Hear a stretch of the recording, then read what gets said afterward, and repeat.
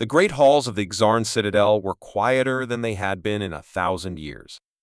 Where once roars of command and whispers of courtly secrets echoed through the high-vaulted chambers, now there was only silence, a heavy, sacred silence that spoke of grief, defeat, and the weight of memories that refused to die.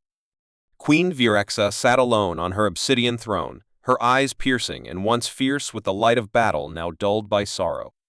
10 years had passed since the war with the humans ended. 10 years since the skies burned above Nithal, the capital world of the Xarn Empire. 10 years since her daughter, Princess Sorella, commander of the royal fleet, vanished in the final battle, her ship swallowed by the firestorm of collapsing orbit. The wreckage was found days later, twisted metal drifting silently through space, uninhabited, lifeless. No escape pods, no distress signals, no survivors.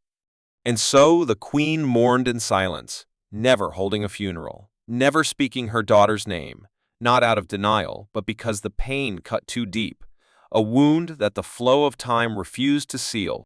She had lost not just her child, but her future, her hope, and the one voice in the empire that dared question her pride. The palace, once the heart of a vast interstellar dominion, now felt more like a tomb. The war had left scars on every wall, some visible, some buried beneath layers of polished stone and forced diplomacy. The humans and Xarn had signed peace, yes, but it was not friendship. It was survival, an uneasy ceasefire watched closely by eyes on both sides, waiting for the next excuse to ignite the stars again.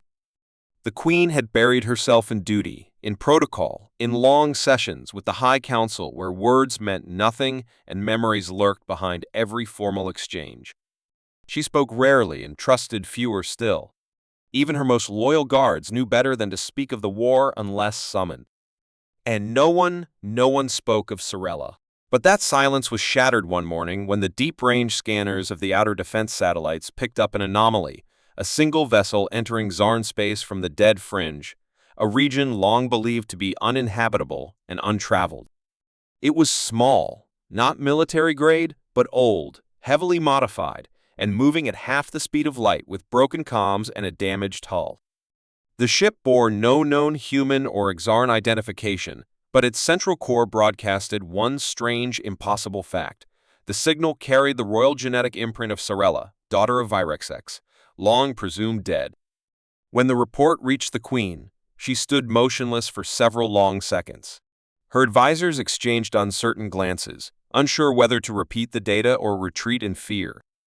But the queen simply raised her hand and ordered the vessel allowed through. "Bring it to the central landing pad," she said, "and prepare the guard." The capital prepared in silence, but word spread quickly, whispered from soldier to noble, from maid to scholar, from the lowest mechanic to the high generals. Could it be? Had the lost princess truly returned from the ashes of war? Or was this some cruel trick, some human deceit meant to destabilize the empire from within? The ship descended hours later, slowly and without ceremony, trailing black smoke and strange energy patterns. It landed at dusk, when the 3 moons of Nithal cast long blue shadows across the polished blackstone courtyard. The queen stood at the top of the steps, flanked by elite guards in full ceremonial armor, her long silver cloak trailing behind her like a comet's tail. She gave no speech, made no demand, only watched with an unreadable expression as the ship's ramp hissed open. The first figure to step out was tall, lean, and unmistakably Xarn. Her skin was the deep violet of royal blood, her eyes a pale gold that shimmered with something more than light. She wore worn-out tactical gear fused with strange foreign parts, and across her chest hung the shattered insignia of the royal fleet, broken, yet still honored. She was older than when she left, thinner, battle-worn, and yet every line of her face burned with quiet fury and pride. Sorella had returned. The guards did not move. The queen did not breathe. The entire courtyard seemed frozen in time. But then, from the shadows behind the princess, another figure stepped out, and that's when silence turned to uproar. A human male. Broad-shouldered, armored, with a long scar across one eye and the rank bars of an Earth Navy captain on his chest. His left arm was synthetic, clearly grown in a lab, and his right hand held a weapon, but it was holstered, lowered, a symbol of truce. He walked beside Sorella, not behind her. Not like a prisoner, not like a servant, but as an equal. The Exarn soldiers raised their weapons, half from instinct, half from rage. Some shouted warnings, some whispered curses. But before anything else could be done, Queen Viraxe raised her hand, stopping them all. Sorella looked directly at her mother, her voice steady, loud, and without a hint of shame. "I have returned," she said. "This is Captain Eli Cross. He is under my protection." The queen said nothing, but her eyes narrowed first at her daughter, then at the human. It was not yet forgiveness. It was not yet fury. It was the storm before both. Later that night, the palace was thrown into controlled chaos. Medical teams examined Sorella. Strategists reviewed Earth's latest movements. Historians began rewriting what they had sworn was final. And the human, Captain Cross, was placed under diplomatic watch, granted a guest suite but heavily guarded. He was questioned with polite formality, which was really just hostility dressed in silk. Where had he been? How had he met the princess? Why did she trust him? And what exactly was he to her? Eli answered little. Not from defiance, but exhaustion. "She saved me," he said simply. "Then I saved her. We survived together. That's enough." But it wasn't not for the High Council, and especially not for the Queen. In her private chambers. Viraxe replayed the data logs, the genetic confirmations, and the ship's flight path over and over. It was impossible, and yet every reading confirmed it. That was her daughter. That was her blood. But who had she become? And what had the humans done to her during those lost years? She ordered a quiet investigation, silent watchers, and deep scans of Eli's past. The queen did not believe in coincidence. And something about this return, this timing, this human, felt wrong. Meanwhile, Sorella stood on the balcony of her old chambers, looking out at the darkened skyline of the city she once swore to protect. The wind carried with it memories of training, of laughter, of the night before the war, when she still believed honor could win without blood. Eli joined her, silent at first. He didn't need to speak. Their bond had long moved beyond words. "They're afraid of you," she said finally. "They think I've changed." He nodded. "You have," he replied. "But that's not a bad thing." Sorella turned to him, her eyes unreadable. "They will not accept you. Not easily." Eli smirked, but it was tired. "They don't have to," he said. "I'm not here for them. I'm here for you." Far above them, beyond the moons and dark reaches of space, an ancient signal pulsed faintly an echo from a prison deep in the void, where time twisted and stars whispered secrets to those who survived what should have killed them. Something had awakened when Sorella and Eli escaped that place. Something old, something patient, something watching. And now, it knew she had returned. The palace had not known such tension in decades, not even during the war itself. As word spread across the capital that the long-lost princess had returned, and not alone but with a human at her side, the people whispered in the corridors and watched from shadowed balconies. Some hoped for peace, others feared disruption, but most simply did not understand. Queen Virax's silence after the landing only deepened the mystery.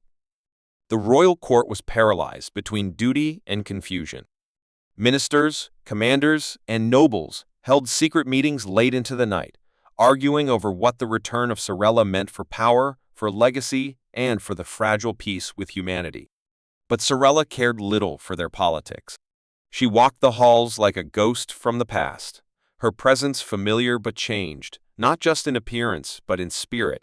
The fire in her eyes had cooled into something sharper, wiser, harder to predict.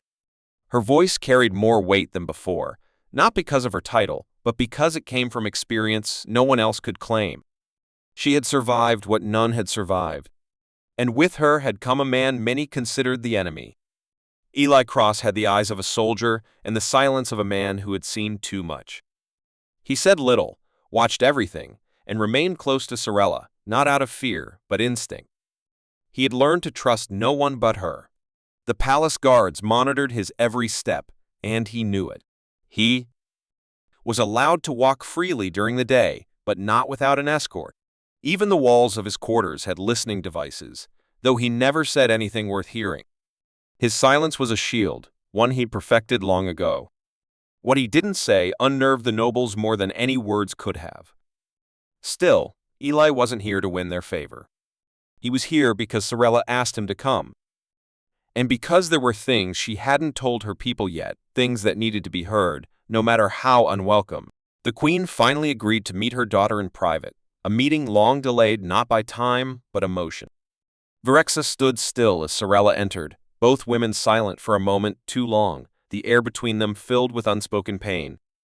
The queen's eyes searched her daughter's face, looking for something familiar, something unchanged, but it was hard to find.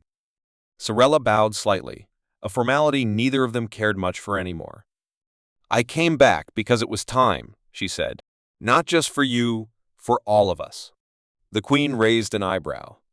"And the human? What is he to you?" Sorella didn't flinch. "He is my bondmate. We saved each other. I would have died without him." The words were like a blade in Virex's chest, not because of the human, but because her daughter had gone through death alone, far from home, far from her mother, and had found comfort in someone the queen had once called an enemy. "The council will not accept this," the queen said softly. "Then they will learn," Sorella replied. That night, Sorella told the queen the truth she had not spoken since returning. After the destruction of her ship, she had not died, but had been captured along with a small number of survivors. They had been taken by a third force, neither human nor Zarn, a shadow group only spoken of in myths, the Dravari. The Dravari were ancient, hidden manipulators, pulling strings from the dark corners of the galaxy. They experimented on prisoners, studying fear, pain, and control. Sorella had been their prisoner for years, her mind and body pushed beyond any natural limit. It was in that place that she met Eli, another captive, tortured but unbroken. Together they had planned their escape, fought through a labyrinth of machines and monsters, and fled in a stolen ship that barely survived the trip. Their bond was not built on politics or romance. It was forged in survival, in pain, in fire. Sorella knew this truth would not be welcomed, but it had to be spoken. The Dravari were real. They had used the war between humans and Exarn to hide, to gather data, to weaken both empires. And now they were watching again. The queen listened, her expression unreadable. She did not question her daughter's words, but nor did she embrace them. Instead, she summoned the High Council for a closed session, where Sorella presented her case. She spoke clearly and with purpose, describing the facility, the experiments, the technology far beyond anything the Exarn or humans had developed. She showed scars, implants, and mental logs stored in her neural core. Eli backed her with technical data, weapon schematics, and a chilling recording of the Dravari hive language. The council shifted uncomfortably. Some dismissed it as delusion. Others saw the truth but feared what it meant. The room split in two, those who believed and those who refused to. But the final vote did not come from the council, it came from the queen. "We cannot ignore this," Virexa said. "If the Dravari are real, we must prepare. And we cannot prepare alone." These words shocked many. Queen Virexa was not known for seeking help, especially not from humans. But Sorella's return had stirred something deeper than policy. It had reminded her of what the war had cost, and what the future might demand. For the first time in history, the Exarn Empire opened a secure channel to Earth, bypassing the normal ambassadors. The humans were suspicious at first, but when Eli Cross appeared on the screen, alive and speaking with the royal seal of Zarn approval, the Earth Council responded quickly. The galaxy had changed once. It could change again. But not everyone wanted that change. That evening, as Sorella returned to her quarters, a shadow moved behind the curtain. A blade gleamed in the dim light. The assassin was silent, fast, and well-trained, but Eli was faster. He tackled the attacker just as the knife struck, the blade cutting into his shoulder rather than Sorella's heart. They fought fiercely, crashing through a table, smashing into the wall.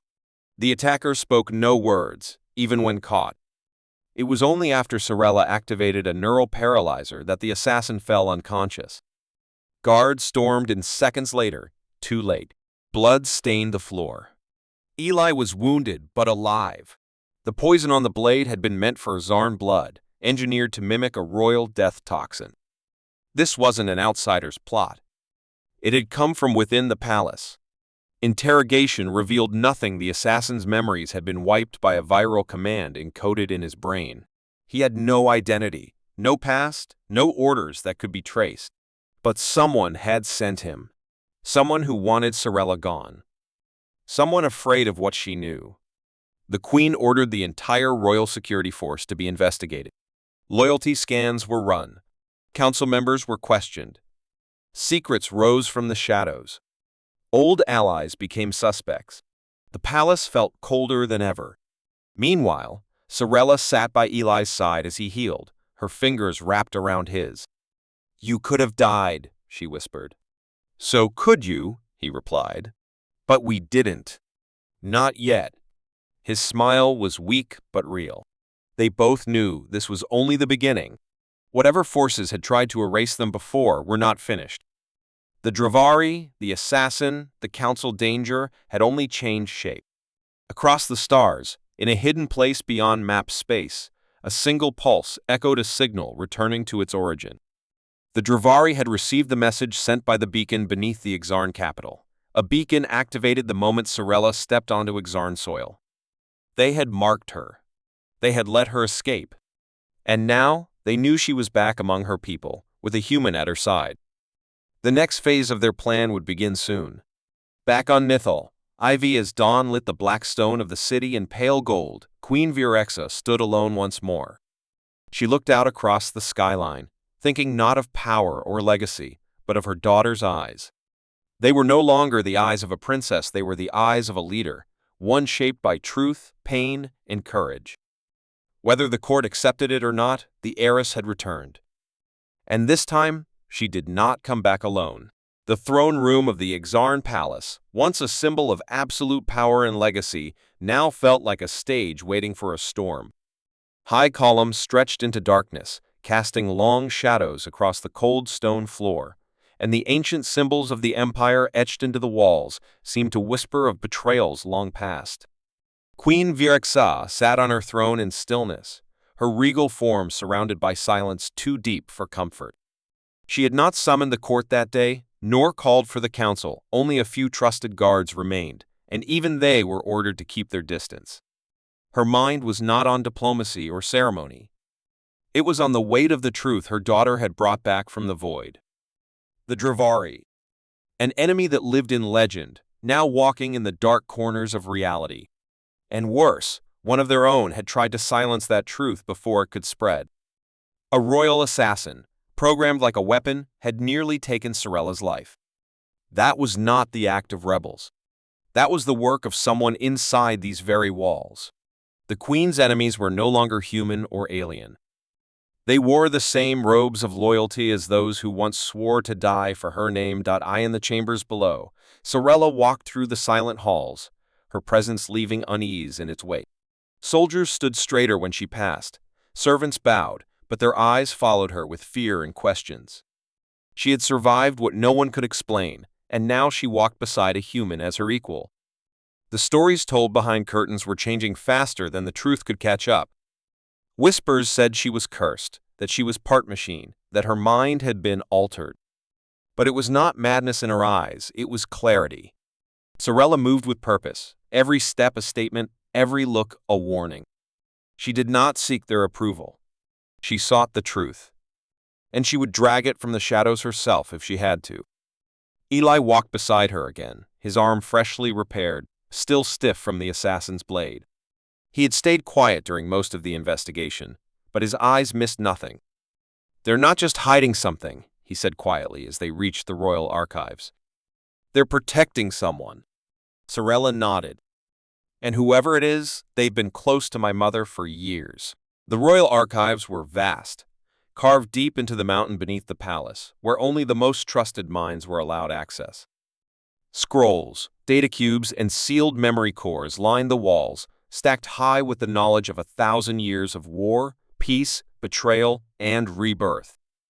It was here that Sorella searched not for answers in the present, but for clues from the past. The Dravari had been mentioned only in myths, often dismissed as fear stories used to train young cadets to be wary of the unknown. But myths always had roots. And hidden deep in a forgotten section of the archive, she founded a single report, over a century old, sealed by royal command. The file belonged to General Thaler, her grandfather's top strategist. It spoke of a shadow entity discovered during a secret mission to a dead star system, where entire colonies had vanished without signs of battle. No survivors. No broadcasts. Only silence. He had recommended a full investigation, but the report had been buried.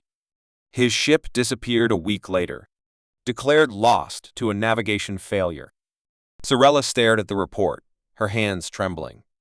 The cover-up had begun long before she was born. Meanwhile, back in the throne room, Virixa felt something shift. It was not sound. It was not motion. It was the sensation of being watched in a place where no one dared to watch her. She rose slowly, her fingers brushing against the edge of her throne, as if feeling for something unseen. A flicker of movement caught her eye near the edge of the far column, too quick for a servant, too still for a guard. She narrowed her eyes. "Reveal yourself," she said calmly, her voice echoing across the marble. A silence followed. Then, a figure stepped out, not armed, not hostile, but cloaked in gray robes with a face half hidden by a breathing mask. His voice was soft, but it rang with something ancient.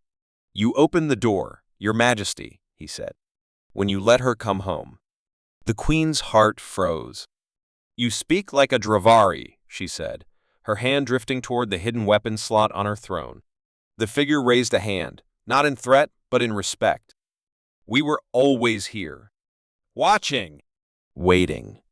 She broke the cycle when she survived. And now, the others will come.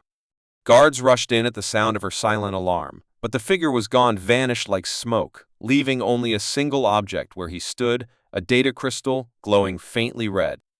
Virixa took it without a word, her expression unreadable. She knew what this meant. They had crossed from legends into her court. The throne room was no longer hers alone.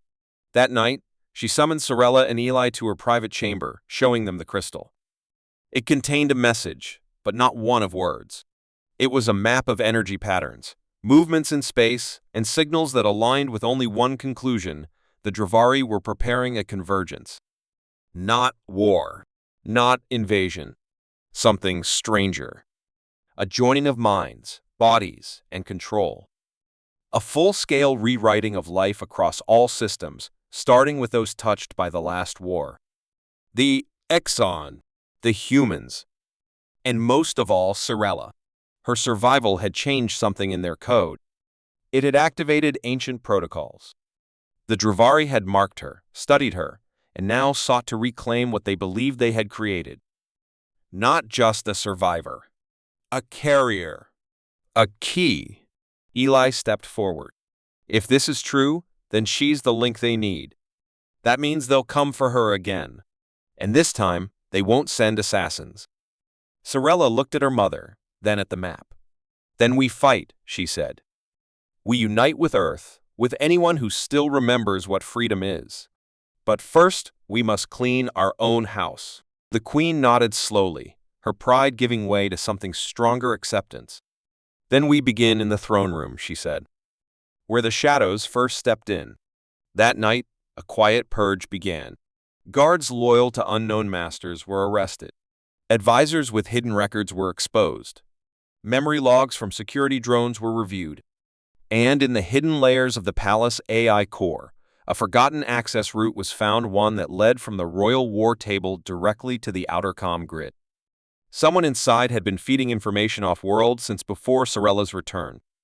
The traitor was not just within the palace, they were within the royal council.by. Morning, the queen called an emergency gathering. The throne room filled slowly, tension thick in the air. The council members stood in silence as Virixa entered, wearing her full ceremonial armor for the first time in years. Sorella stood at her side, her own armor a blend of Zarn steel and human tech. Eli remained in the shadows near the doors, watching every face. The queen raised her voice, not in threat, but in truth. She spoke of the Dravari, the map, the attack on her daughter, and the proof of betrayal. Gasps spread through the chamber, but fear quickly followed. "Someone in this room," she said, "opened our doors to them. And today, that ends." At her signal, guards locked the exits. The council erupted in panic, but Virixa silenced them with a single command.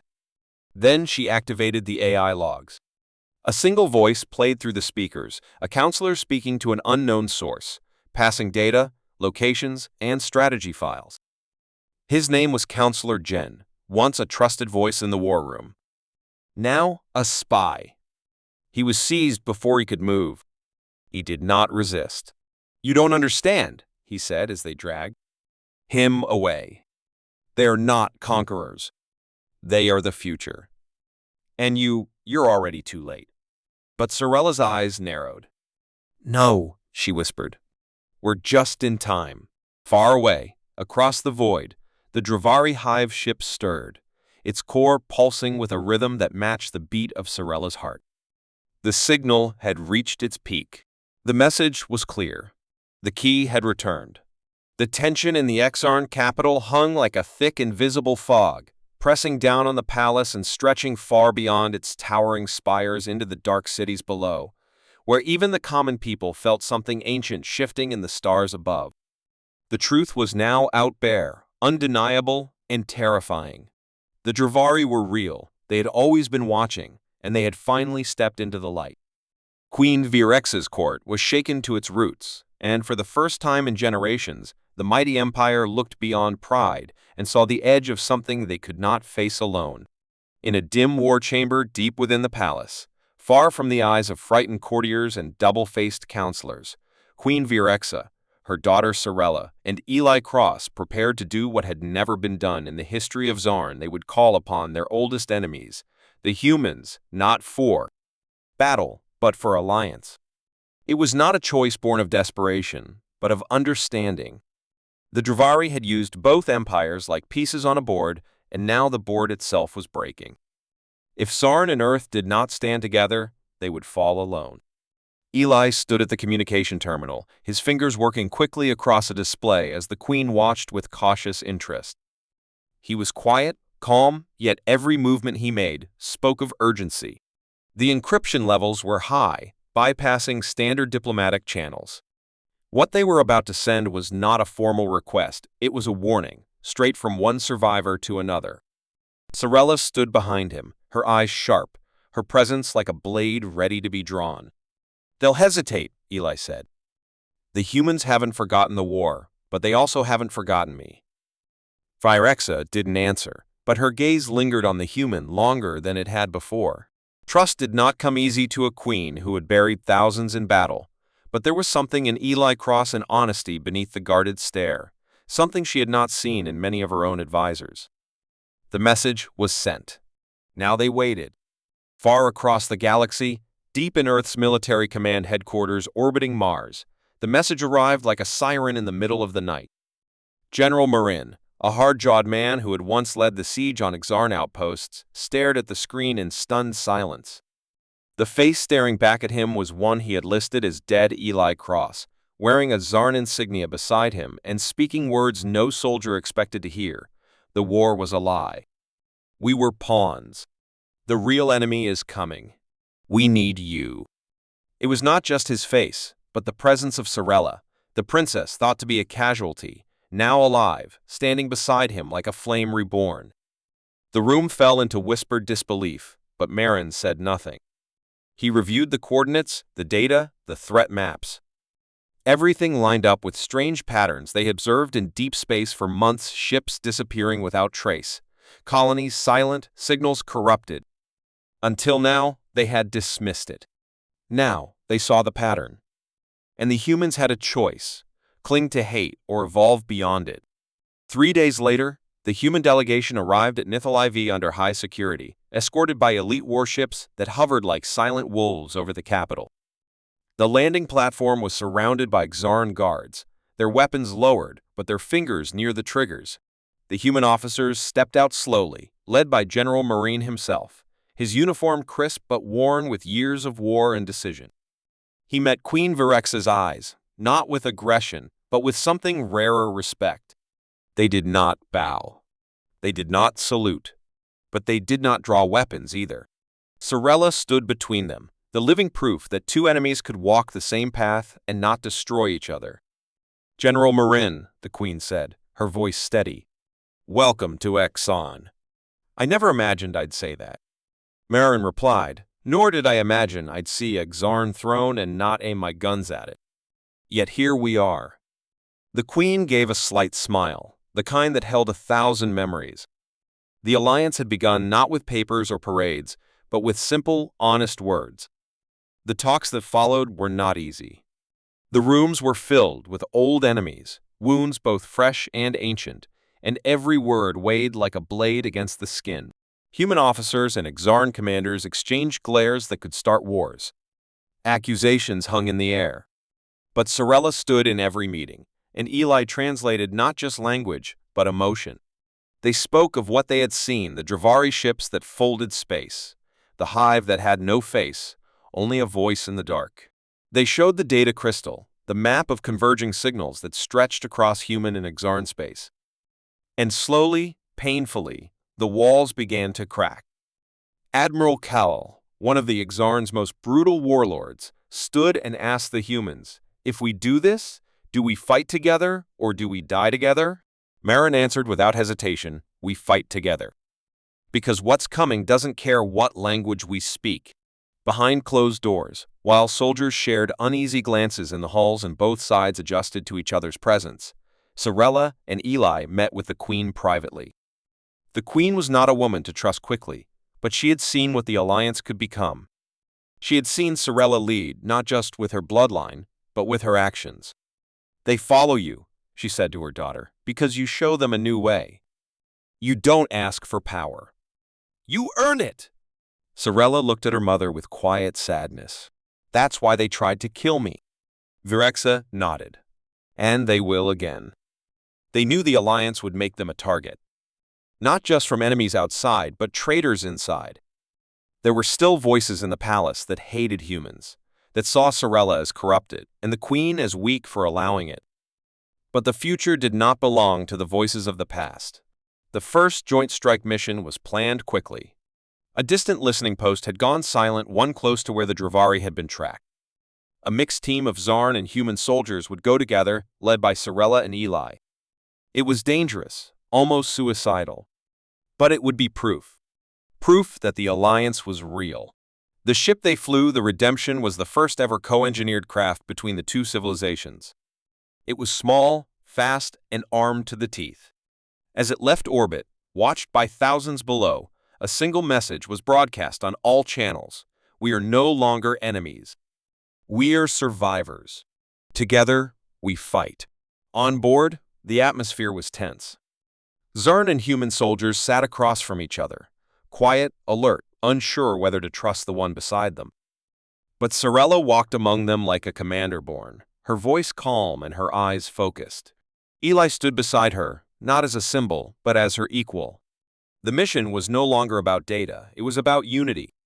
When they reached the outpost, the silence was worse than they had feared. The station floated dead in space. No lights, no heat, just a drifting tomb. They boarded carefully, weapons drawn.